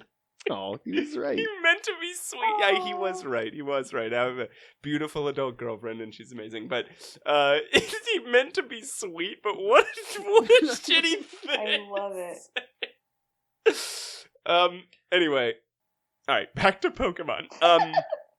Victini does I think you were about to say earlier, Victini does a thing here that it's like, what the fuck?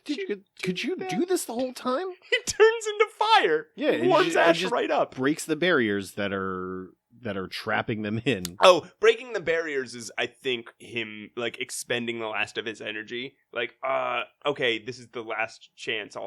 But warming Ash up when he's freezing to death, you could have done that at any point. Would have helped her when the tears falling from his eyes were literally turning to ice before they hit the ground. We probably could have used a little heat. But he also, like, I get that it's him using the last of his energy to break the barriers. But do that before your friends are dead. Wait, it's also, that's not actually what happens. Victini comes back. I know.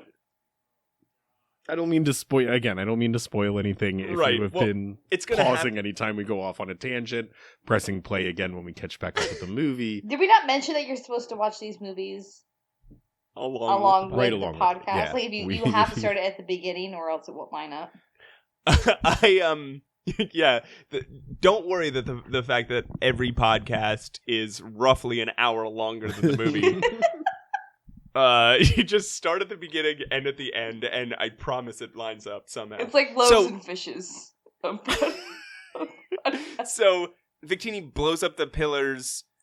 Reshiram and Zekrom lower the sword to the ground. Damon is like, we have to get this just right. He must have taken drama lessons from Ash. Well, I mean, he's not wrong. You have to replace it. And they put it at where the Dragon Force stops. All the purple-pink Dragon Force turns to green Dragon Force, and everything's back to normal. Everything actually turns alive, which it brought life to the valley. Yeah. You did it, Damon. It was already alive, but let's not quibble over. It's alive. It's aliver. Let's not quibble over minor details like whether a macaron and a macaroon are different cookies or whatever. But there's no need to quibble over that. Or whether it's pronounced analogous, or agalenous. Yeah. It's analogous. Which is what I said. And you said analogous. Actually, you definitely said analogous. I did not say analogous. That I'm sure of. Very analogous, but very analogous. So I did not say analogous. Everyone's assuming that Victini is dead because it used up all of its energy and just disappeared after it broke the barriers. Ash is very upset, so he's throwing cookies at the sea. And, wait. Suddenly, Ash is just like, he loves these macarons! He throws them it as hard as he can. And suddenly, a macaron freezes in midair. And something takes a bite out of it. Astounding. And Silence says, in this really touching moment that I'm like, like, I actually felt a jolt in my heart until Silence said, this has a strangely familiar flavor. You fucking psychopath! Get out of my movies! Simon, you damn weirdo. Let us have a moment. Did you, Matt, I'm sorry. Yeah. Did you really believe that Victini was gone at this moment? That No, I just thought it was well done. This would be the permanent death. No, I just thought it was well done the way Ash threw a cookie at the ocean and it floated in midair.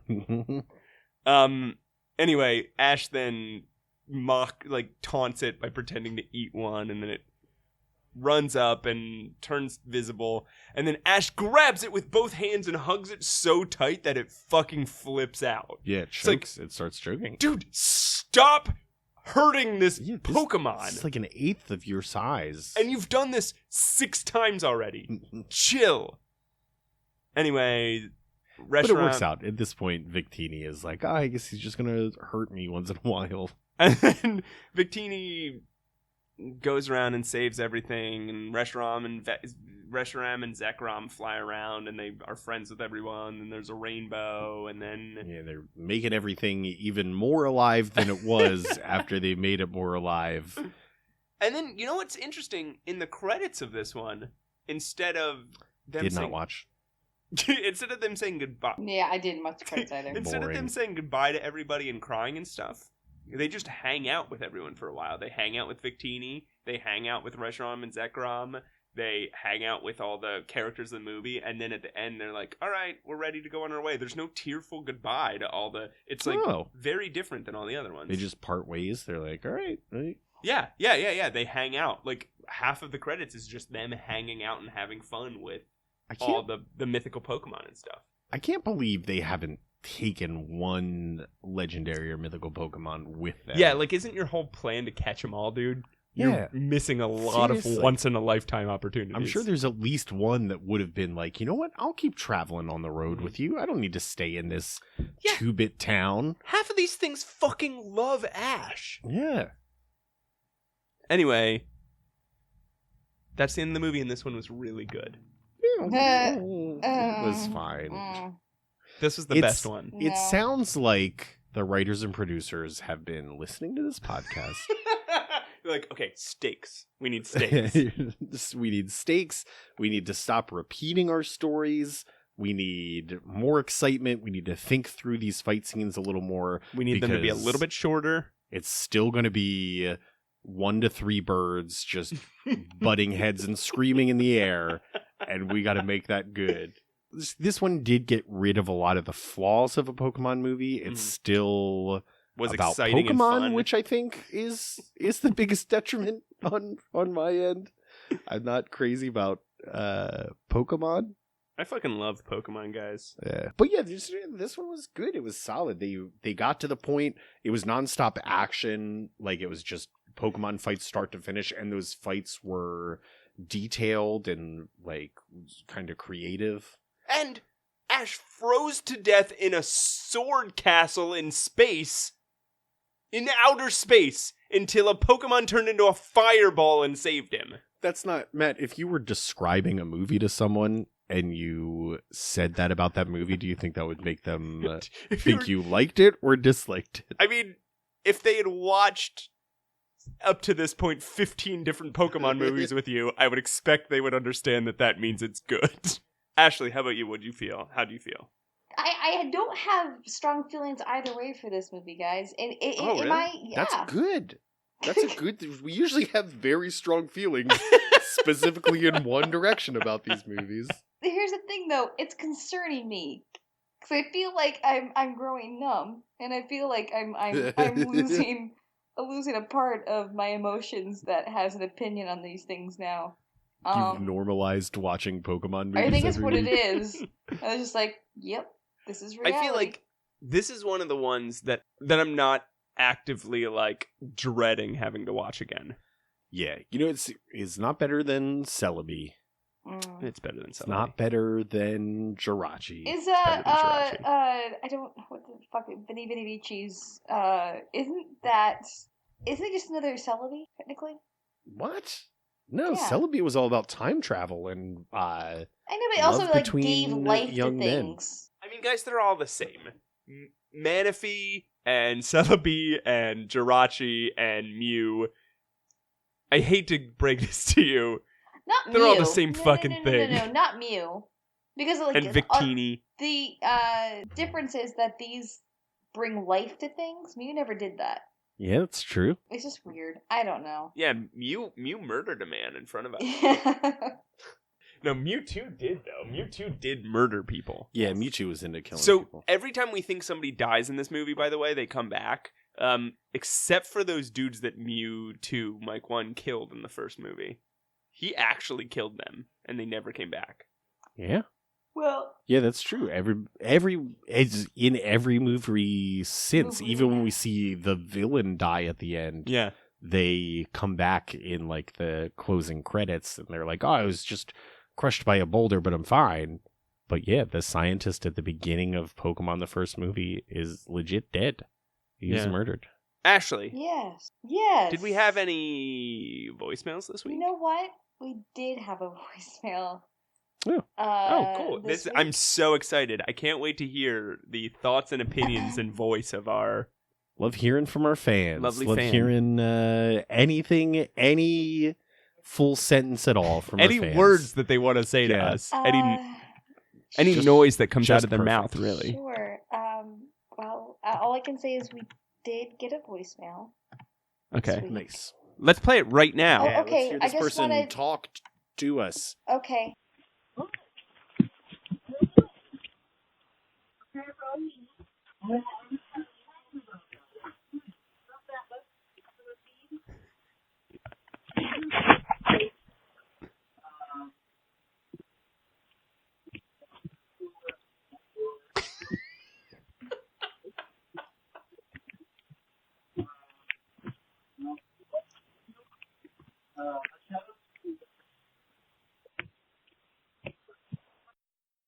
Well, I guess thank you so much to that caller for leaving a voicemail. We do appreciate voicemails. Ashley, can you give us that phone number one more time people can call?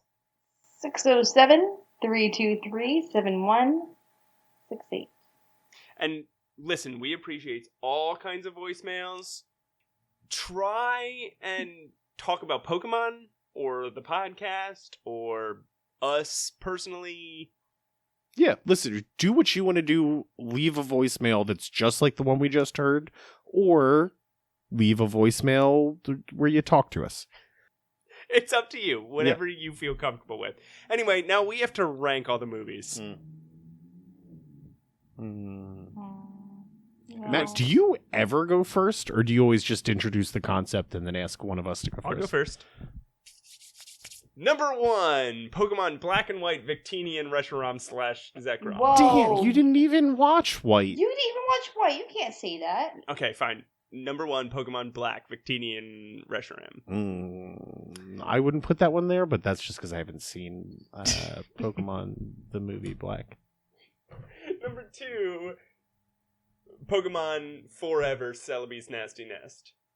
Number 3, Jirachi Witchmaker. Yeah, of course. Number 4, Destiny Deoxys. Number 5, Giratina the Sky Warrior. Number 6, Lucario and the Mystery of Mew. Number 7, Pokemon the First Movie. Number 8, The Rise of Darkrai. Number 9, Pokemon Heroes Latios and Latios. Number 10, Zoroark Master of Illusions.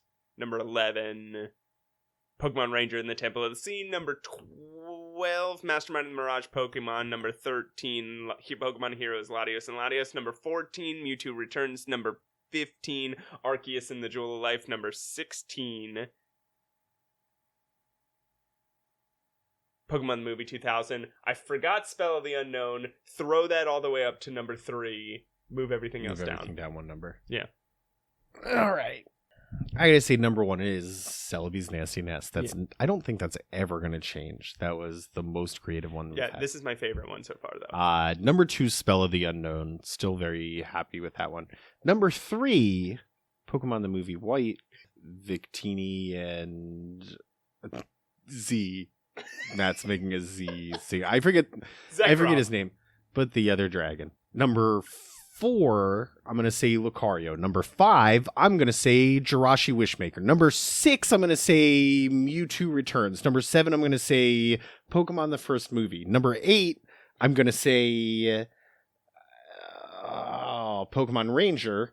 Number 9, I'm going to say... How many are these? Like 10? You, There's like you 10 haven't of them said that we have to go through? Deoxys, Darkrai, or Giratina Oh, yet. Darkrai. Yeah.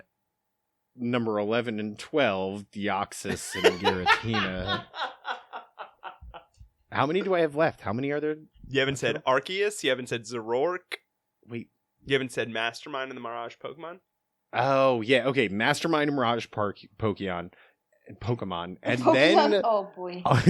Arceus. And then... did I say Deoxys? You haven't said Pokemon Heroes. You haven't said Zoroark. And you haven't said Pokemon the Movie 2000. Heroes, Zoroark, Pokemon the Movie 2000. Bam!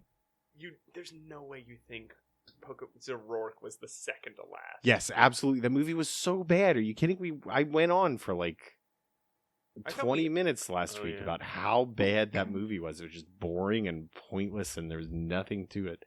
The movie sucked.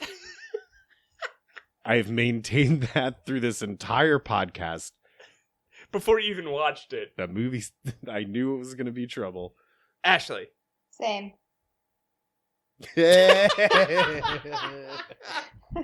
Yes. No, okay. Okay. For real. Here we go. I'm not gonna remember all of them. So, number 1, Jirachi. Mm-hmm. Number 2, Celebi. Number 3, Entei. Number Mm-hmm. 4, Lucario. Number 5, Latios and Latios. Latios, yeah. Number... She just loves screaming. I love screaming. I love it. Love screaming, love birds. Number 6, Deoxys. Number 7, Ranger. Number 8. What was the last one we saw? Last one was Zoroark. Zoroark is 8. I'm gonna put this one at 9. Damn. Yeah. Take that. Ouch. Number 10 is Mewtwo Returns. Number 11 would be... I'll switch that. So Mastermind would be 10. Mewtwo would be 11. Mewtwo Returns would be 11. Okay. 12 would be... You have Darkrai, Giratina, Oh, Darkrai! Arceus. I want to put Darkrai higher. Okay. I'll put Darkrai at 6. Move everything down 1. Did you get in Pokemon the first movie yet? Not yet. That's Okay. the very bottom. Whoa. Even more bottom than 2000 Pokemon the movie 2000? 2000 is 13, and Pokemon, the first movie, is 14. Oh, Ashley. Fight me. And I'm not going to fight you. That's disappointing. It's what? disappointing to hear. Not I'm mad. sorry. I'm just very disappointed. I'm And then I skipped one. I know I skipped one. You skipped Giratina and Arceus. Oh, I'm gonna put that one higher too. That's the nerd that's like, excuse me. Oh, I want to. You forgot to mention Yeah, I wanna put that- Giratina, the Sky Warrior. Okay, fine. I'll put that one at 5, and then move everything down. Okay. That's how that goes. Awesome. So, you can find us on Twitter, Facebook, blah, blah, blah, blah, blah. You can... How about Facebook? Can you believe? What, Pat? So we have 63 people that like our page on Facebook, which is such like a, what's the point of having a page on Facebook if 63 people like it? Well, how many people follow us on Twitter on right it now? anymore. Yeah, we don't post on it. The same people follow us on Twitter, but we have more followers on Twitter. Once in a while, I'll get a notification that Facebook's like, "Hey, the 63 people that follow you haven't heard from you in a while." And I'm like, "Okay, Mocking us. hey, what's up?" You know, none of these people are leaving us iTunes reviews is the biggest crime, I think. I left this an iTunes review, and it said, "Not enough reviews to care." Like, Good. this doesn't matter, is what iTunes told Send me. us an email or call us. Oh, we want to thank Betsy Oh yeah, for Betsy, sending thank us you an for reaching email. out. Oh, Betsy, that's right. I responded to your email, Betsy. I hope that was you and I. You and I know we had a correspondence. We appreciate the email, and if you want to email us at theveryworstpodcast@gmail.com. Call our phone number, please, and leave us iTunes reviews. That's all we care about. And if you leave a Tweet at voicemail, us. make sure you're not sitting on your phone. Also, feel free to write us a fan fiction. Once again, We will read the whole. We will dramatically we read the will whole hire thing, actors, and we will hire a celebrity actor if it's good, and it includes all the criteria from whatever episode. I'm gonna that was. get Listen. Oh, What? and you know what else? It is a longtime fan Uh-oh. that we mentioned last week. Mhm. This week, today, actually, the day of recording, not the day of release. It's his birthday. Happy birthday, Alvaro. Happy birthday, Alvaro. Usually I would text, but I feel like this was Okay. more of a surprise because This it'll is be more 2 days later. You get all the way to Oh. the very end of the podcast. You get through us rating all the different movies we've watched. Is this what you're gonna And do? your You're reward. like, hey pal, listen. I got you a present. Trick is, you gotta listen to the whole episode. When you get to the end of the longest episode we've ever released, know that we love you and happy birthday. Happy birthday! So, guys, there's something exciting coming up. What's Next that? week is Curum versus the Swords of Justice. The fuck? Jesus Christ. But the exciting thing about that is, guess what happened? That'll be the next episode you hear, followed by, guess what comes right before Curum versus the Swords of Justice? Pika short? Another Pikachu short? The Return of Pikachu shorts! Shit, yeah. So much easier to watch because I can really squeeze those in. So we will return to you guys next week, and then the following week will be the return of Pikachu shorts. So see you guys then, and I've been trying to think of a catchphrase. You've been trying to think of what? like a goodbye catchphrase. It's like a way to exit the podcast. You got to be a little more specific. Something, what? Yeah, actually, I came up with something. You came up with a thing that you can say To like tag on to the end end the of these podcast. things to sort of like sum it up really well. Yeah, and I just wanted to share I'm with just you looking for a little clarification. What you're trying to do is Yeah. wrap up the end of the wrap up podcast. Sorry, I was talking. Can you say that again? I just wanted to finish the podcast. Finish the podcast. Come up with a thing to finish the podcast. Yeah, so I just kind of Bye. Bye.